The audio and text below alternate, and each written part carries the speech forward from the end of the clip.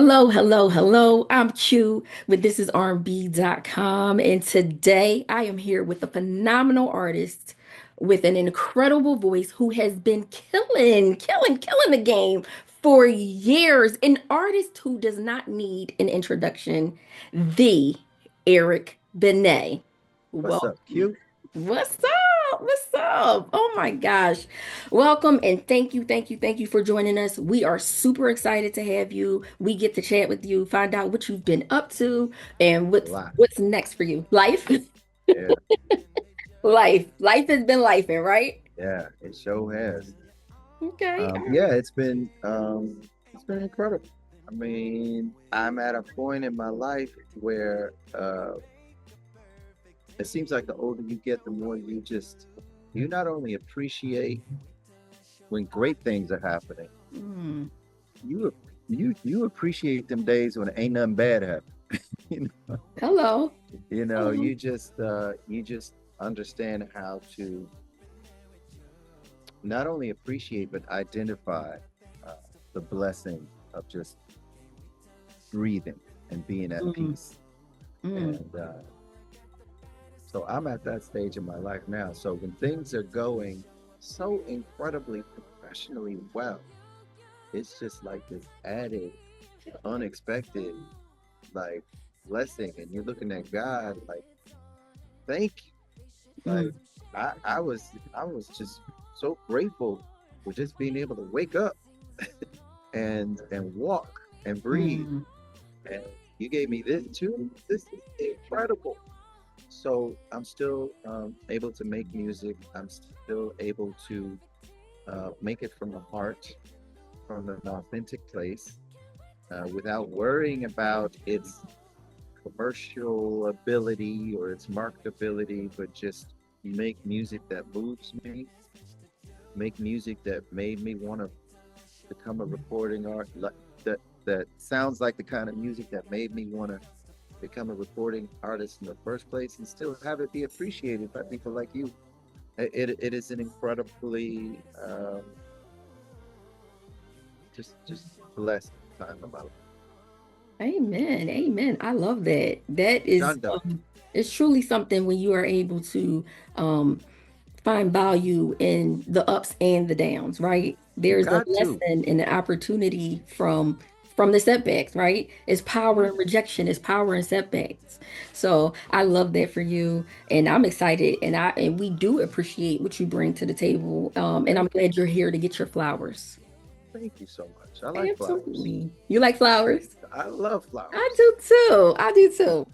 So let's talk about this R&B invitation tour that just wrapped up featuring you, Joe, Musiq Soulchild from Philly. So who knew that was the tour we needed? That's a major lineup. How did it come about? And who thought it was a good idea to put three musical dynamic voices together? I got to give it up to North American Entertainment. They basically kind of put the idea together and presented me and respectively Joe and Musiq Soulchild as well, and said, "What you think about this?" I was emphatically excited because I've always respected both of those brothers and their musicianship and their adherence to making consistently just great music with great vocals and musical integrity over the Mhm, decades now. So mhm. if you ask if I want to share the stage with somebody like that, the answer is going to invariably be yes.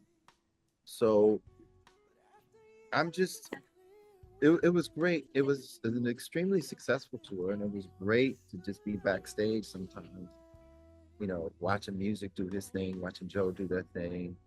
And, um, I don't think they're particularly upset with me for killing them every night. But you know what I'm saying? No, I'm just kidding. We um we all have such great respect for each other, and it was a wonderful tour. And yeah, I got nothing but love for those brothers for real.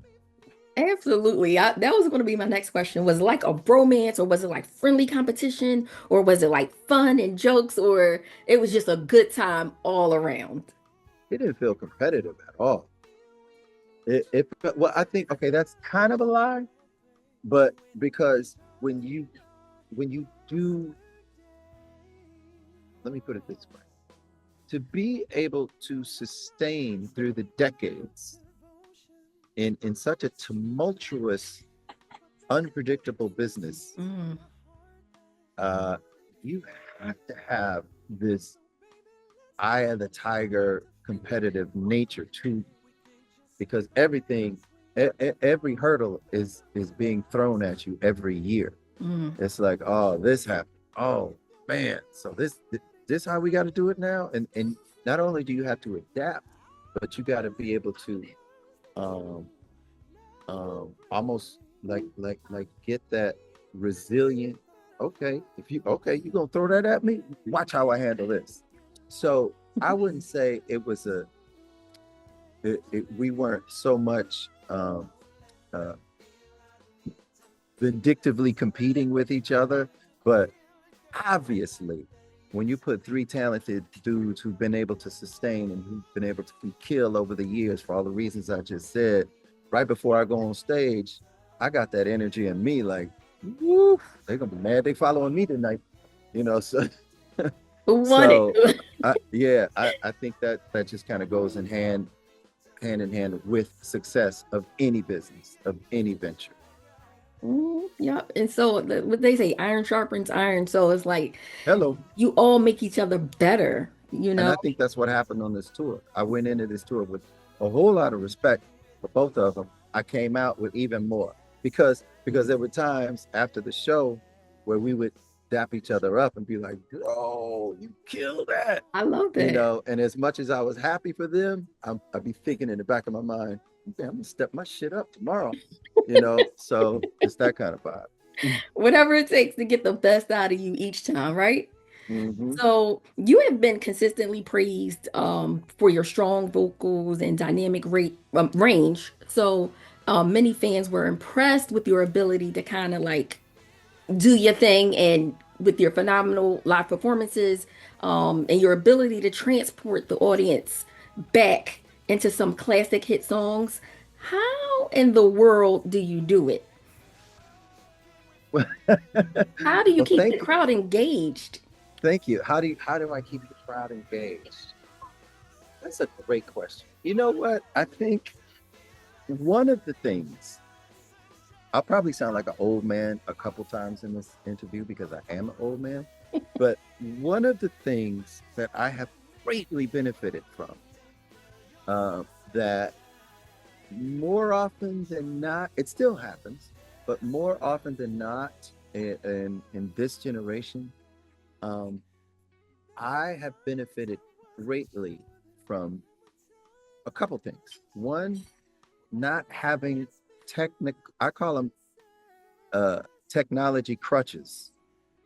That when you in the studio, oh, just when you set my auto tune to this, here's the key, and I'm gonna sing the song, and you know, and the auto tune got your back. Auto tune, auto tune would be like, don't worry about it, player, don't worry about it. You can be pitchy, I got you. You know, so I had the benefit of that not existing in the 80s and 90s. In the 80s, when I was in high school, like trying to sneak up in the studio and record some bullshit that probably wasn't a good song, but it was still going through the process of how you do it for real. So I had to I had to sing on pitch. Hmm. I had to get my performance right. And then so all of that repetitive reinforcement of doing it the right way, by the time I hit the stage, I already sang this song, getting it right in the studio like 200 times Hmm. without any crutches.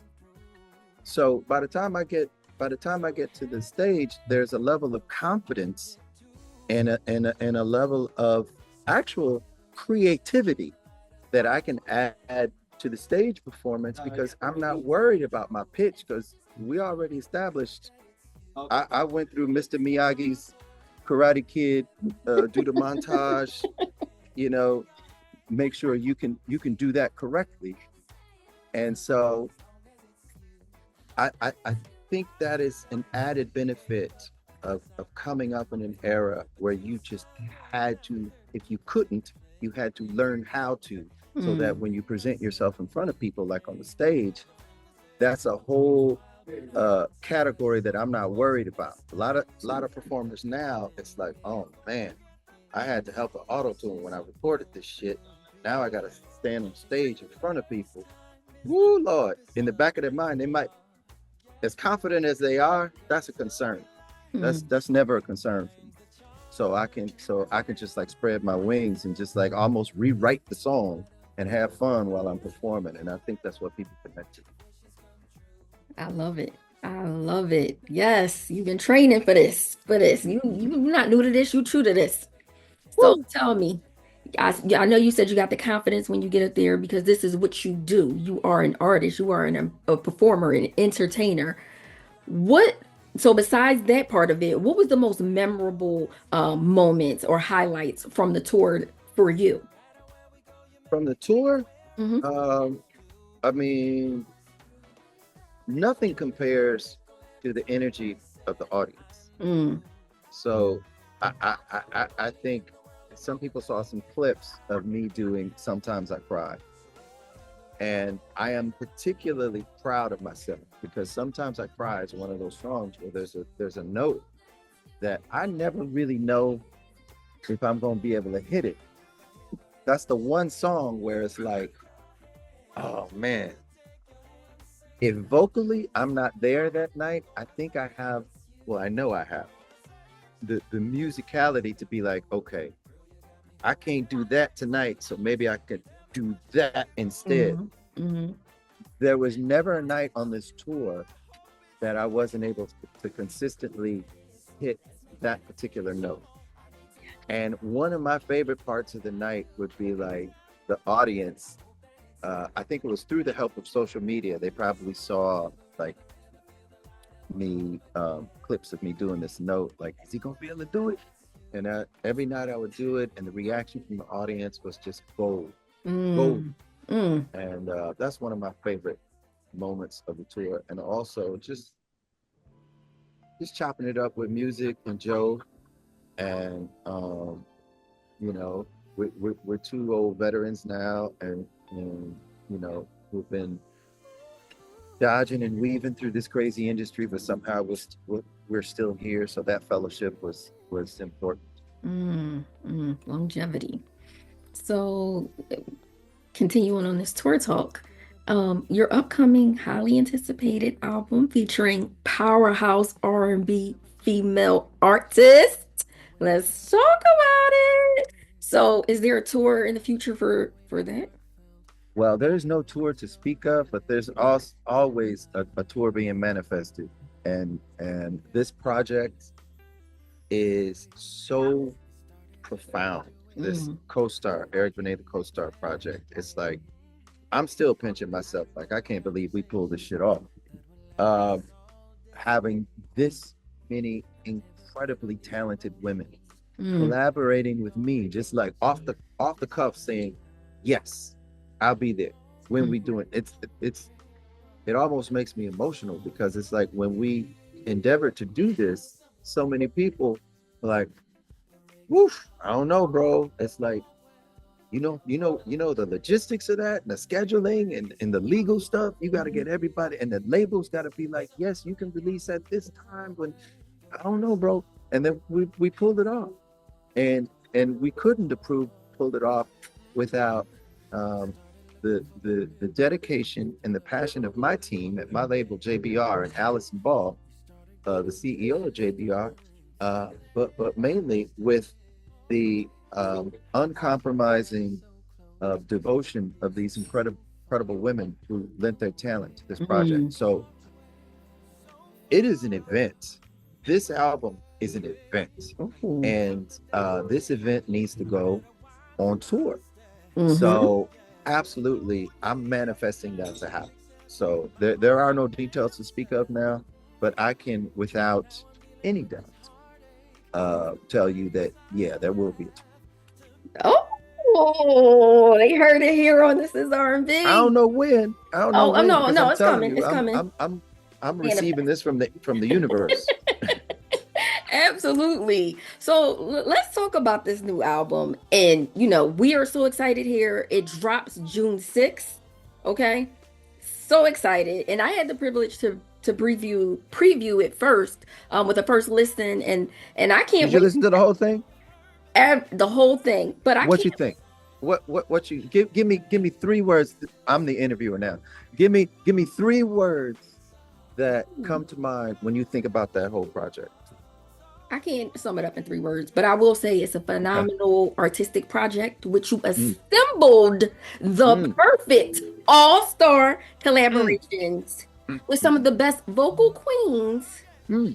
in the music industry, Was right? they not killing it? We All talking of them? about, hello, we talking about Tamar, Carrie Hilson, NDRE, Corinne Bailey Ray, and so many, even fresh Yeah. voices like Autumn Page. Hmm. Did you want to mention the all-female Brazilian trio?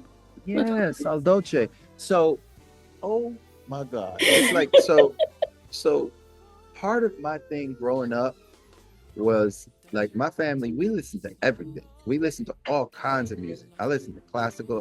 We used to listen to rock. We used to listen to like jazz fusion and all kinds of stuff. But there was one particular music that I was just like always drawn to, and it was Brazilian jazz, right? It was just like this, the Sergio Mendes, Carlos Jobim, Mhm. all of those. That music has always been so incredibly sexy, um, to me, and it's almost like you can feel the ocean spray in Rio, and the romance in the air with that music. And I thought when I made this record, I remember I remember we were at a writing camp, and we were just coming up with songs for not just me, but some of our other artists. And I decided to go on a Starbucks run, with my road manager Terry, and we hopped in his Jeep. And I remember saying, you know what, dude, I want to write like a Brazilian jazz tune. Mhm. And as soon as I said those words, I heard the hook, and I started singing the hook and of this bossa nova Brazilian type vibe. And I started once, and it went back after the Starbucks run, mapped out the song with my writing partner Randy Amata, and I thought what would be really dope is if we found an authentic Brazilian group, and Negroes actually flew to Brazil and recorded it there. And I started looking on social media, some of who are the hot new Brazilian groups, and I saw this trio, this girl group, and I thought they were dope. And then when I was listening to the register of the tune and the type of personality the vocal might need for this particular song, they were perfect. So we flew to Rio, Mm. and we actually, that's funny. The music in the background is playing some bossa nova right now. So we actually went to Rio and recorded this joint, and I'm so proud of how it turned out. Mm. But Mm. not just that song. There's like the same thing happened with the song that I wrote, this romantic, almost like bolero Spanish song, and I reached out. It's one of those songs where it's incredibly vocally demanding, and some of it is in Spanish, and here I am, barely can say hola, and writing a couple Spanish phrases in the song.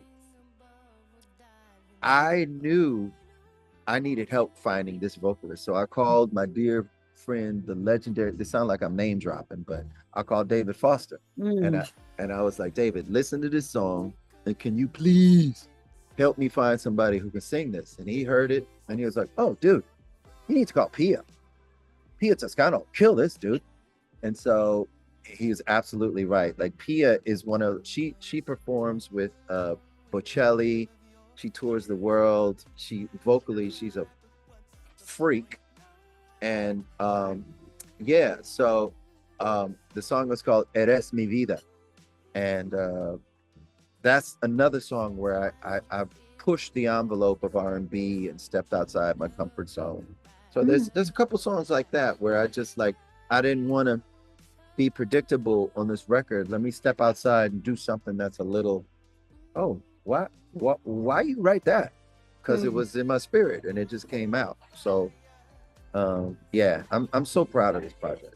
So pushing the envelope and stepping outside of your comfort zone, Yeah. how has that kind of helped you shape or your musical style has evolved over the years? And so what experience do you feel like has influenced that change and forced you to kind of want to step out of your comfort zone and push the envelope? I mean, I just think in general, whether it's music or anything else, stagnation is death. Mm, You know, if you stop trying to step outside of your comfort zone, you can always have a core of what you are, who you are, how you move. I think the essential essence of that is always going to have a constant core, but that core needs to evolve. mm, That core needs to receive new information and process that new information um, through trying things that you've never done before so that you can continue to evolve and grow. So I've always felt like my core of music is going to be soul and R&B. So mm. whether I'm doing a Spanish ballad with a 52-piece orchestra like Eres Mi Vida is on the record, or whether I'm doing something with Ari Lennox, with a dope ass producer DJ Camper, an incredible songwriter, Felly the voice. It's still going. My core is still going to be in there, Mm. but I'm just pushing the envelope. Okay, I love that. And I know you said that this, I read that this was a vision of yours for almost 10 years now. Yeah, I always wanted to eventually do a duets album. It was just never the right time. But now that I actually own the label, Mm. um, with my partner Allison Ball, the right time is whenever the hell I say it is. So I know that's right. I was like, let's do it. Let's do it. It's a big undertaking, both logistically and creative, but we were up for the challenge. Yes, you were, and I love it. So, how did you choose who to collaborate with? Because that had to be maybe That challenging.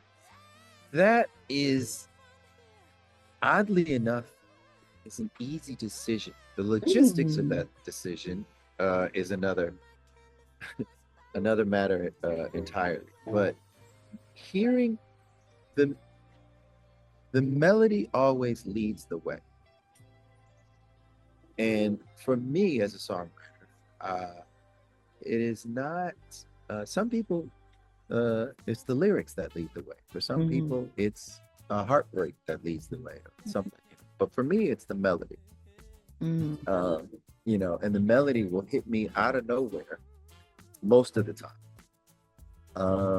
Whether I'm trying to write a song or not, I'll just instantly hear some melody, and there's usually some chords that are going along with it when it first hits me. That will first knock me out. Be like, what the hell was that? That was dope. And then I start to try to structure out that little fledgling of an idea into a structured piece of something melodically and musically. And then that piece of music will lead the way to what the lyrics are. And then I'll write the lyrics. And then now we have a song. So now the song and the melody will tell me what kind of voice do we need right here that's going to Mm. bring this story the layer and the depth that it needs. And that's how you find uh, your short list of who you want to ask Mm. to record on the song. Yeah, I love that. And so, like, your lyrics, they often delve into deep emotions and in personal experiences. So, can you share at least, I know you have many favorites, right? But all right, so we'll just go to sharing a moment that inspired one of the songs off the album. Okay, let me think. So, so I asked Shaka Khan to be a part of this project. She gonna hear this in one of these interviews, and she probably gonna be mad. But because throughout my career, people would ask me. There comes that point in the interview where it's like, Eric, who would you like to collaborate with someday? It was always Shaka Khan. Mm, I want to do a song with Shaka Khan, Shaka Khan, Shaka Khan, mm, Shaka Khan, Shaka Khan.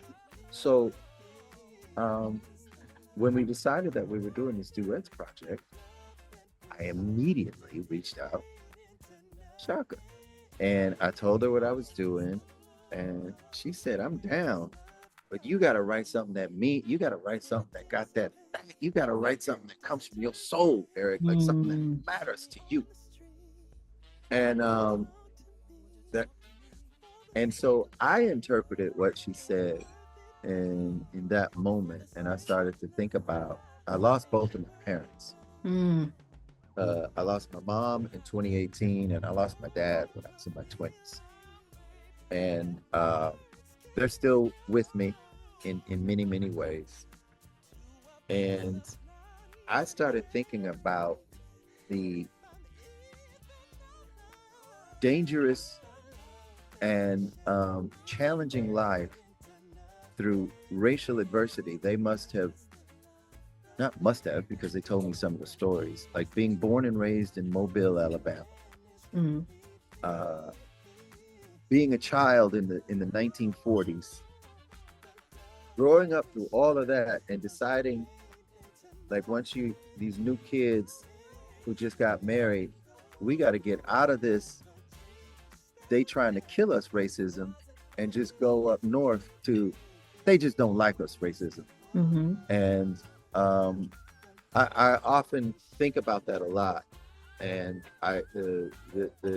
those thoughts and those emotions turned into a song, uh, basically about the black migration, uh, which a lot of people don't know. Before the 1920s, 90% of African Americans were in the South, and somewhere between the late 20s and in the 1950s and 60s and 70s, that black population dispersed up north to the West Coast and the East Coast.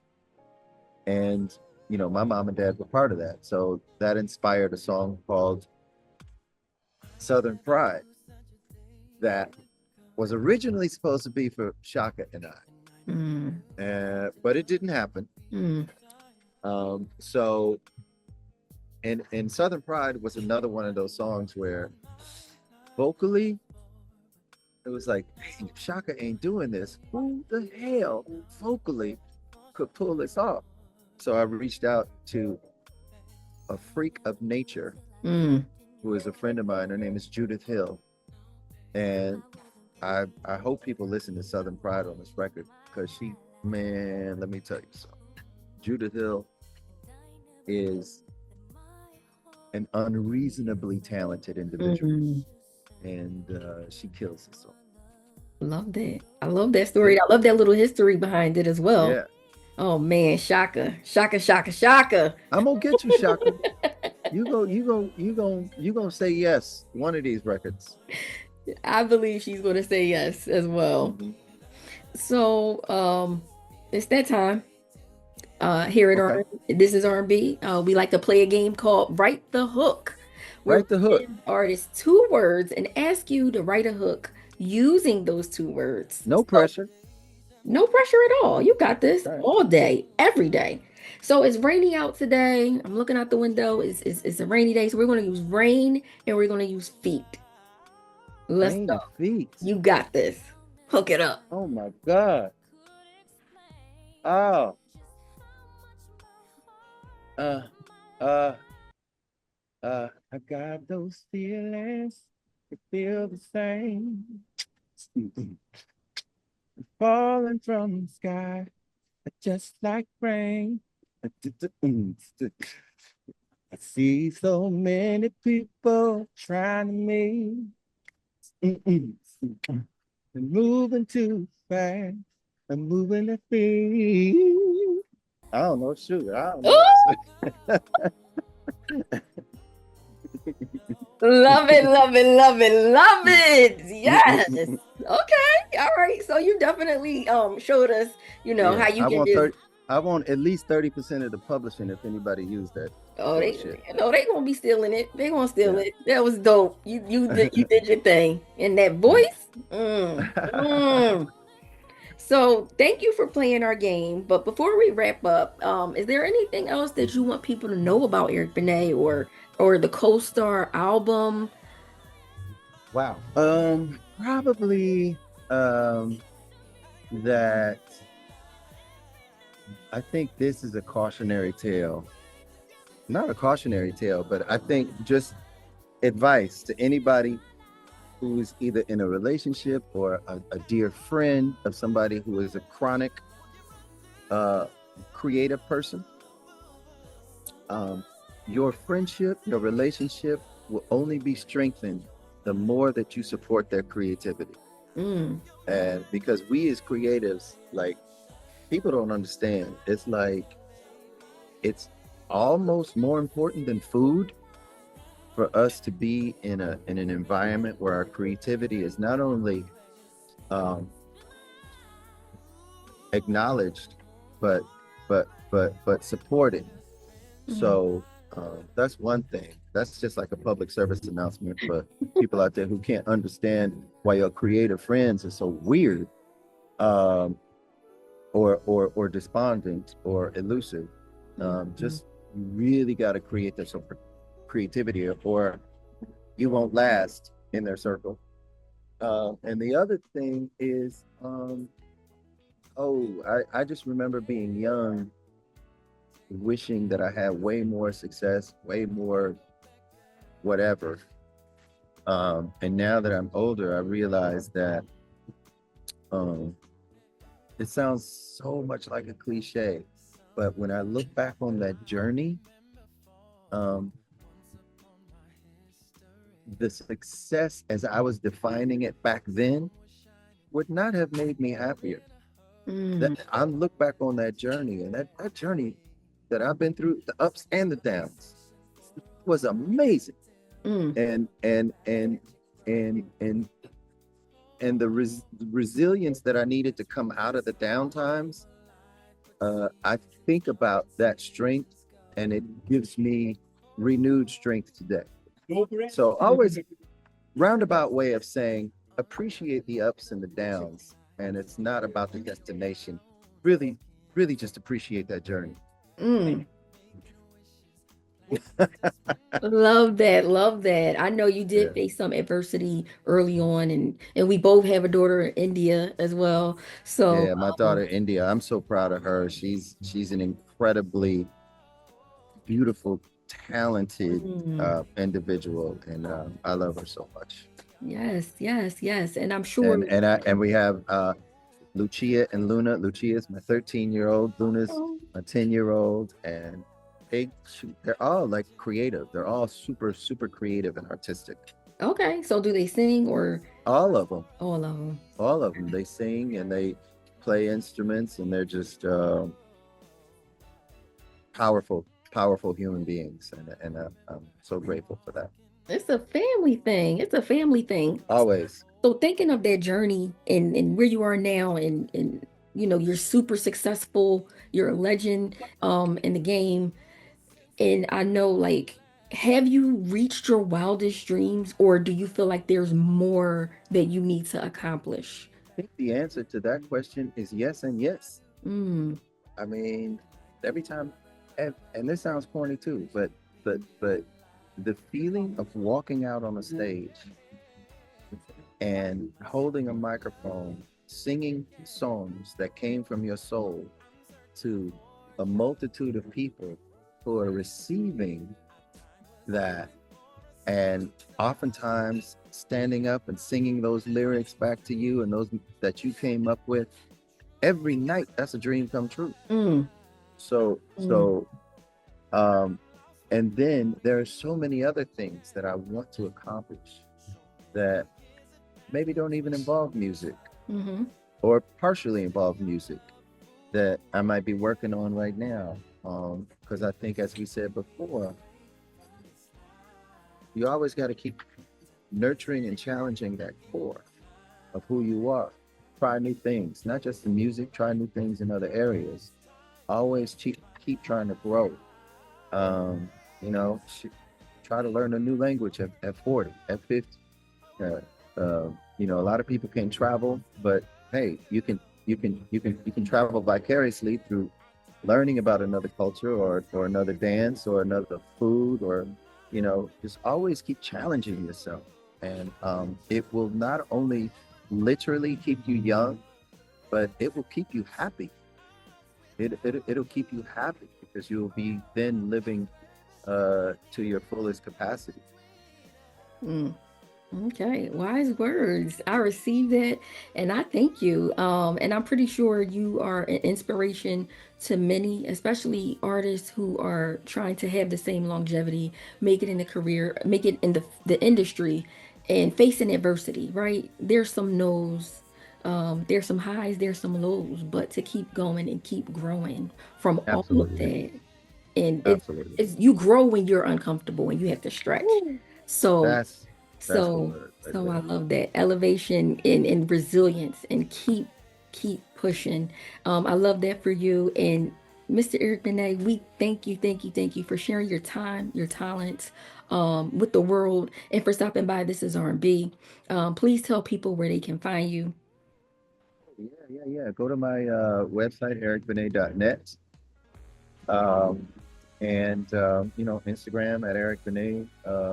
What is my TikTok? Eric Benet official or something? I don't know. Go to the website and then it'll tell you where everything is. Let's say Google me. Google me. Google, I'm Eric Benet, damn it. So y'all go follow this man and look Right. out for his hot new album, the CoStar, dropping June 6th. Mark your calendars, set a reminder, stream, download, purchase, and keep it on repeat. And Do thanks for that. keeping it locked on. This is R&B, and we will see Thank you you. next time. Peace. Thank you, Q. I'll see you next time. Of course. Thank you so much. Might be my